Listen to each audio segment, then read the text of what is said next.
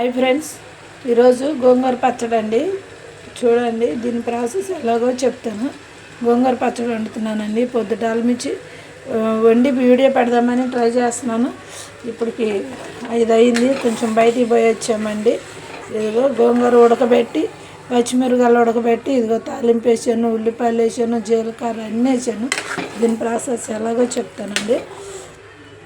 పచ్చిమిరపకాయలు 2 కట్టల గోంగూర తీసుకొచ్చాను. మంచి కోసి కడిగి నీళ్ళల్లో మంచిగా కోసేసి నీళ్ళల్లో కడిగేసి ఒక గిన్నెలో పెట్టి కొద్దిగా ఆ గిన్నెలో 1/2 కేజీలో సగం పచ్చిమిరపకాయలు వేసాను. 1/2 కేజీ తెచ్చాను, సగం వేసాను పచ్చిమిరపకాయలు. 2 కట్టల గోంగూర, సగం పచ్చిమిరపకాయలు వేసానండి. వేసి తొడాలు తీసేసి పచ్చిమిరపకాయలు కడిగి, ఈ గోంగూర కోసాను కదా, కోసిన గోంగూరని నీళ్ళల్లో కడిగేసి ఒక గిన్నెలో పెట్టి, ఈ గిన్నెలోనే పచ్చిమిరపకాయలు కూడా తొడాలు తీసి కడిగి దాని మీద పెట్టి కొన్ని వాటర్ పోసి మూత పెట్టాను. మంచిగా ఉడికిందండి.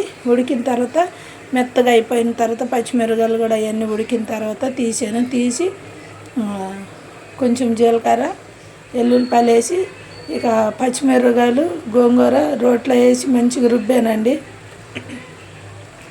వీడియో తీసేవాళ్ళు లేక ఇక నేను వీడియో పెట్టలేకపోయాను. ఈసారి పెడతాను మళ్ళీ. మంచిగా రుబ్బానండి. రోట్లో రుబ్బేసి ముందు గోంగూర పచ్చిమిరపకాయలు రుబ్బినాక కొంచెం పక్కకు తీసుకొని ఎల్లుల్లిపాయలు వేసానండి. ఎల్లుల్లిపాయలు వేసి మంచిగా మెత్తగా రుబ్బినాక ఉప్పు సరిపడా చూసుకున్నానండి. ఉప్పు సరిపడా చూసుకొని, ఉప్పు సరిపోయిందా లేదా చూసేసి రుబ్బిన తర్వాత పక్కన పెట్టాను. తర్వాత పొయ్యి మీద గిన్నె పెట్టానండి. పెట్టేసి పోపుకు సరిపడా ఆయిల్ పోసానండి. ఆయిల్ పోసేసి దాంట్లో కొంచెం జీలకర్ర వేసాను. జీలకర్ర వేసేసి దాంట్లో పచ్చెనపప్పు, మినపప్పు, ఆవాలు, మళ్ళీ ఇవన్నీ వేసేసాను.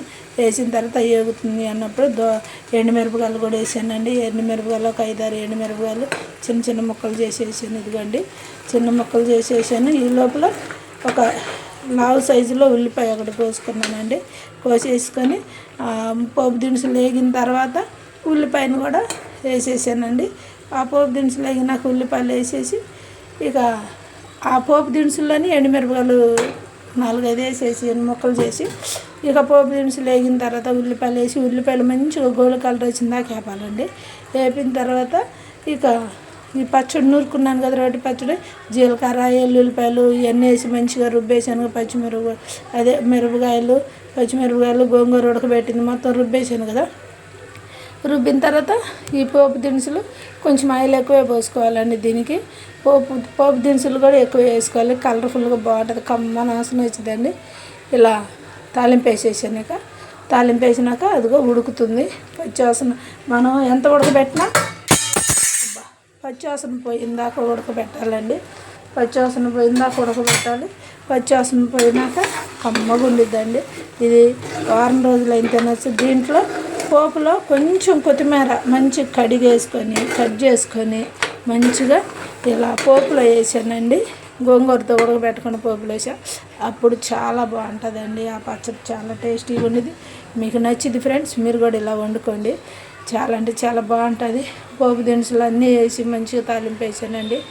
ఇక తాలింపు వేసేదంతా ప్రాసెస్ ఇక చూపిద్దామని అయ్యాను, కానీ ఇక అన్నీ నేనే చేసుకోవటం వల్ల చూపించలేకపోయాను. ఇదిగో పోపు అన్నీ వేసానండి. అదిగో ఎండుమిరపకాయలు, ఉల్లిపాయలు, మినపప్పు, శనగపప్పు అన్నీ కనిపిస్తున్నాయి.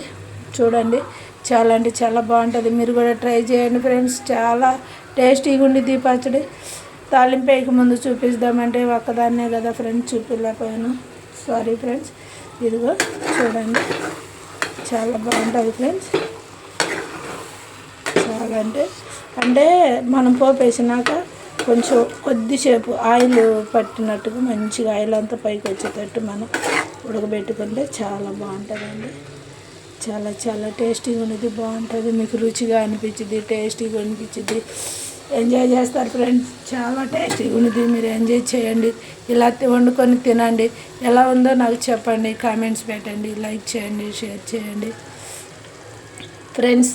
చూడండి, అన్ని న్యాచురల్ కూరలే. చాలా అంటే చాలా టేస్టీగా ఉండేది. మీకు నచ్చింది ఫ్రెండ్స్. మీరు ఇలా వండుకొని తిని ఎలా ఉందో చెప్పండి. చాలా టేస్టీగా ఉండేది ఫ్రెండ్స్. చాలా గోంగూర కోయడమే ఒక కష్టం ఫ్రెండ్స్. అది గోంగూర మంచిగా నీట్గా కోసుకోవాలి కదా మనం. ఉల్లిపాయలు కట్ చేయాలి, అన్నీ చాలా అంటే చాలా ప్రాసెస్ పోతుంది.